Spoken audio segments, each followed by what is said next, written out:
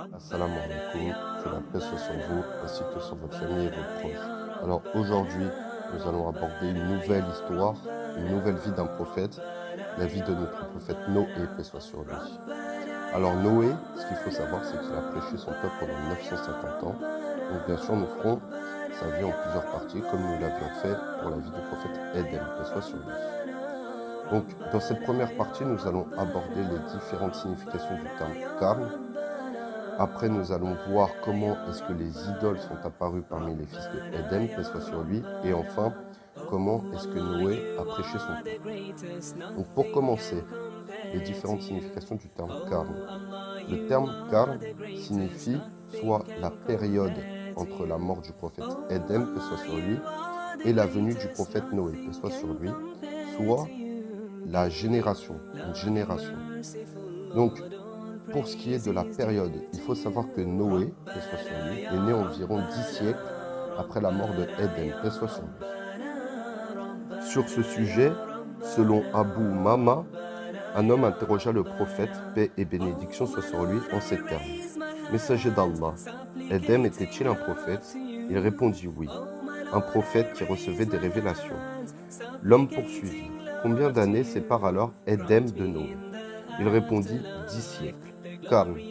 Ce hadith répond aussi aux conditions de musulmans, cependant, il ne le rapporte pas. De même, Ibn Abbas, qu'Allah l'agrée, affirme qu'entre Éden et Noé s'écoulèrent 10 siècles, karm, durant lesquels les hommes furent attachés à l'islam.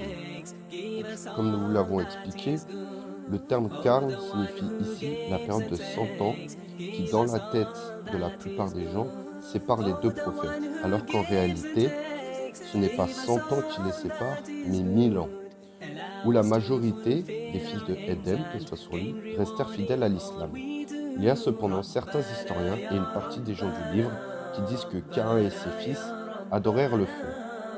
Or, les paroles citées plus haut disent le contraire. Après, Allah est le plus savant.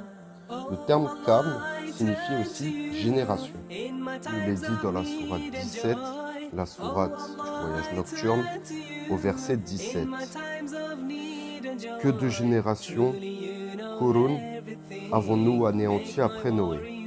Ou alors, dans la sourate 23, la sourate des croyants, au verset 31, puis nous avons créé après eux d'autres générations, Karm, ou alors la sourate du discernement, la sourate 25, au verset 38, toujours dans un sens rapproché en français, et bien d'autres générations, Qurun, vécurent entre eux. Ou, enfin, la sourate Maryam, au verset 74, que de générations, Karm, avons-nous anéanti avant eux. Il y a aussi un hadith rapporté par Al-Bukhari et Muslim, d'après le récit de Ibn Masoud et Imran ibn Hussein, qu'Allah les agrée, où le messager d'Allah, paix et bénédiction soit sur lui, a dit « Les meilleurs musulmans sont ceux de ma génération, Karm ». Donc, si ce terme signifie génération, il faut savoir une chose. À l'époque, les gens vivaient beaucoup plus longtemps. Éden a vécu 1000 ans et Noé, paix soit sur lui, a prêché son peuple pendant 950 ans. Noé fut donc le premier à prêcher pour les hommes de cette terre, car les idoles et les fausses divinités ont commencé à apparaître. Donc, entre la mort de Éden, paix soit sur lui, et la révélation apportée à Noé, paix soit sur lui, à un moment, les hommes ont commencé à adorer des idoles, comme rapporté par Al-Bukhari dans son Sahih, d'après l'exégète d'Ibn Abbas, qu'Allah l'agrée, des paroles dans la sourate de Noé au verset 23, toujours dans un sens rapproché en français. Et ils ont dit, n'abandonnez jamais vos divinités, et n'abandonnez jamais Wad, Suwa, Yarut, Yahouk et Nasr. Donc, d'après ces paroles, Ibn Abbas, qu'Allah l'agrée, affirme ceci. Il s'agit à l'origine des noms d'hommes vertueux appartenant au peuple de Noé.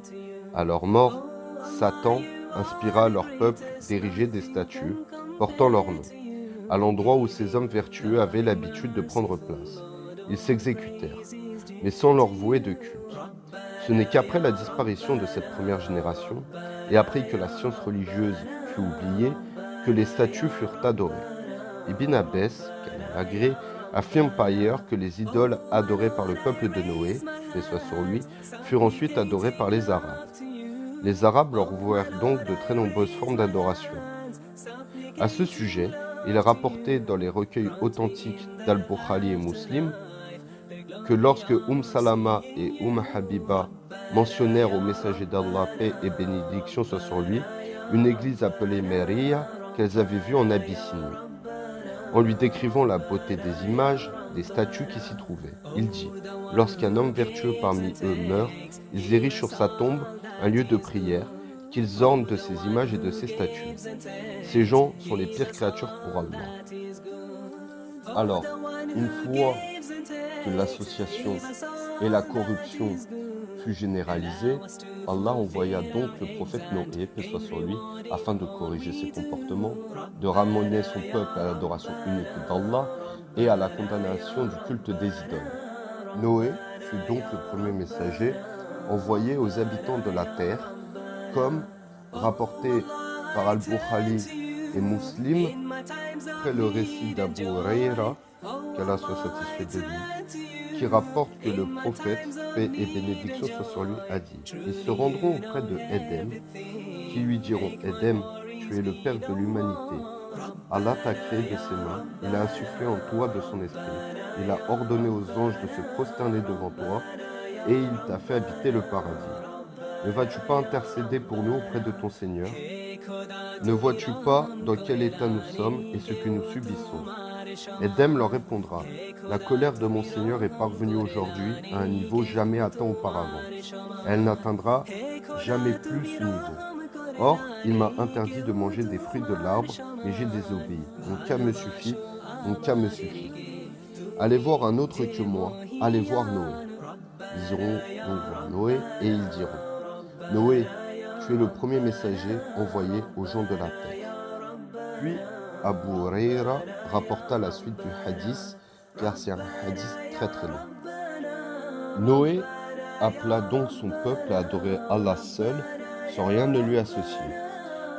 D'ailleurs, c'est ce que les prophètes ont fait après lui. Ils sont tous ses descendants, comme dit dans la sourate 37, la sourate des rangs, au verset 77, toujours dans un sens rapproché en français.